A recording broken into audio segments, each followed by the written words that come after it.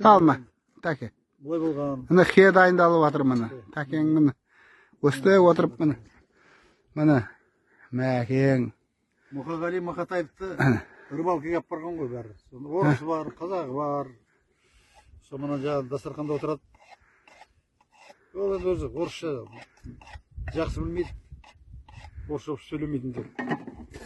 Ақын болған өзі. Сонымен тұрады да, если ты поэт, дейді, сочини, пожалуйста. Про рыбалка дейді ғой.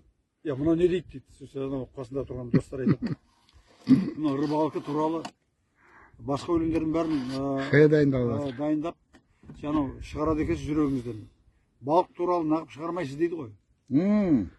Сөйтіп айтып жатыр дейді. Онда сен анаған аударып бер дейді. Мен орысшалап құрай алмаймын, тек қазақшалап айтамын дейді. Тұрады айтады. Айтайын мен бұл балықтың хикаясын дейді. Шешеңнің амындағы мұз оясын дейді. Әкеңнің қотағындай балық ұстап, оқас деп кешкісін бір тоясын дейді ғой. Рас қой сондай ғой.